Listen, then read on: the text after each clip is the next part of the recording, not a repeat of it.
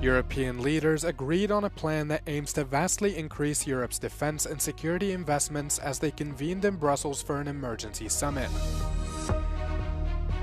U.S. President Donald Trump signs new executive orders postponing tariffs on some Mexican and Canadian products.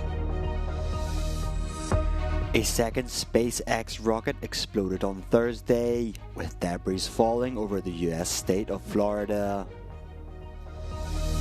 EU leaders have agreed on a momentous plan to vastly increase European defence and security investment and spending of up to €800 billion. Heads of state and governments, joined by Ukrainian President Zelensky, travelled to Brussels as part of an emergency meeting, triggered in response to waning transatlantic relations and an announcement by the US that it was suspending military supplies to Kyiv. Meanwhile, it's not clear whether the US will provide a backstop to European peacekeeping troops in the event of a peace deal in Ukraine.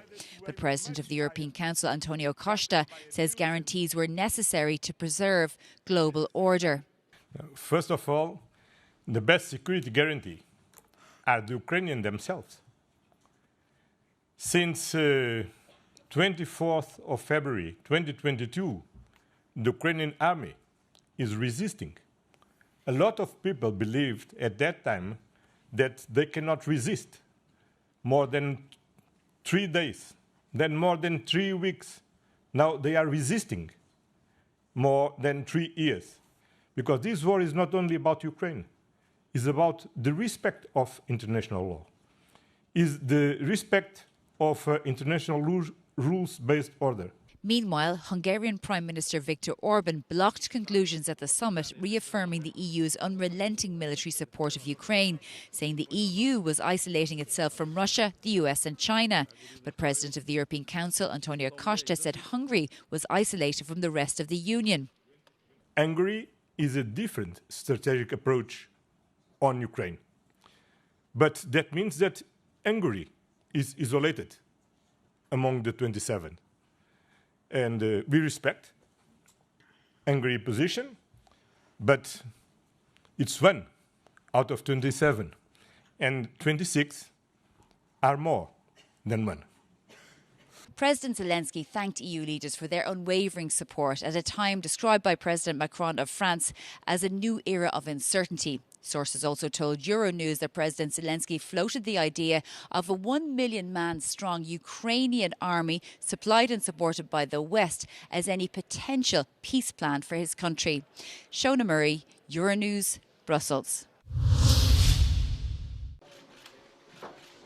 Ukraine's President Volodymyr Zelensky announced that talks with U.S. officials aimed at bringing the war in his country to an end will resume in Saudi Arabia next week.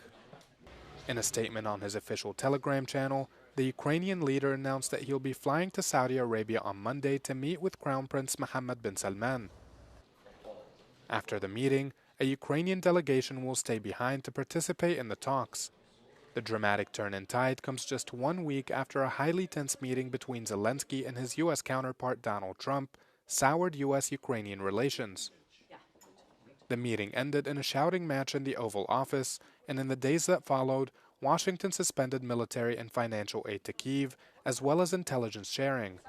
But U.S. officials have reason to believe that Ukraine is now ready to meaningfully engage. President Zelensky sent a letter to the president. I think the president thought that it was a really good, positive first step. And from that, we're now in discussions to coordinate a meeting with the Ukrainians in Riyadh or even potentially Jeddah. I think the idea is to get down a framework for a peace agreement and an initial ceasefire as well. Witkoff added that Zelensky apologized for the events that transpired, hinting that this may be the reason behind Washington's shift in approach. But in a separate press briefing, Trump claimed that Ukraine wants to make a deal out of need, not choice, and without elaborating much, said the same about Russia. I think what's going to happen is Ukraine wants to make a deal because I don't think they have a choice. I also think that Russia wants to make a deal because in a certain different way that only I know, they have no choice either. The talks in Saudi come after a special European Council session was held in Brussels on Thursday, which Zelensky attended. European leaders explored ways to bolster Ukraine's defenses and guarantee Kyiv and continental security, as the threat of an increasingly Europe-critical Washington looms.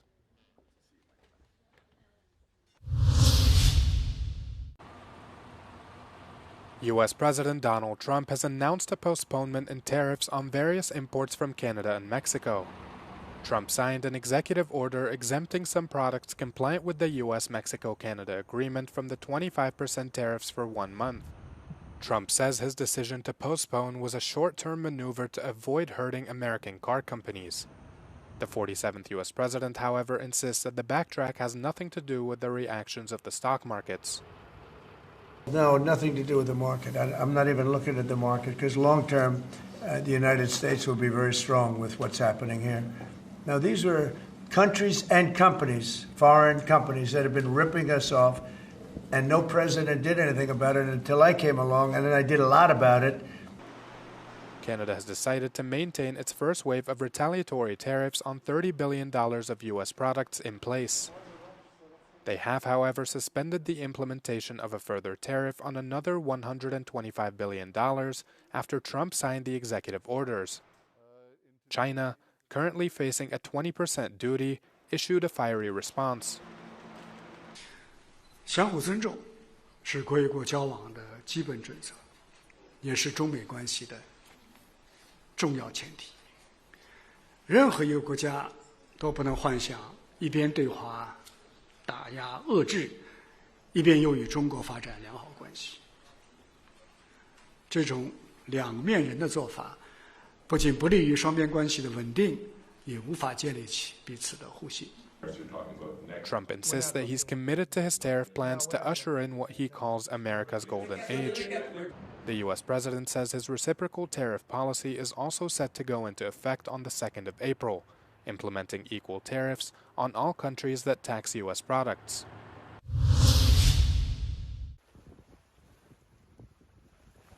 Another one of Elon Musk's SpaceX rockets exploded on Thursday, leaving passers-by with images of debris falling to the ground like shooting stars. The mammoth Starship took off from Texas on Thursday evening local time. SpaceX caught the first stage booster back at the pad with giant mechanical arms, but engines on the spacecraft on top started shutting down while flying over Florida. The rocket was heading for the Indian Ocean. The cause of the explosion was not immediately known, and comes nearly 2 months after the same rocket sent debris flying down over the Turks and Caicos Islands. Elon Musk is aiming for Mars with Starship, the world's biggest and most powerful rocket.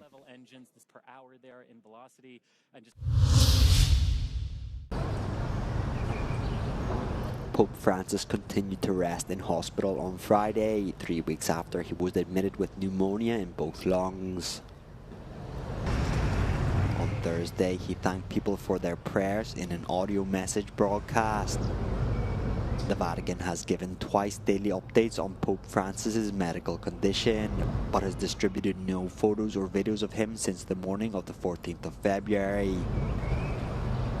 Doctors on Thursday reported that the Pope was in stable condition, with no new respiratory crises or fever, and that he continued his respiratory and other physical therapy. His prognosis remains guarded, meaning he is not out of danger. The 88-year-old pontiff has chronic lung disease and had part of one lung removed as a young man.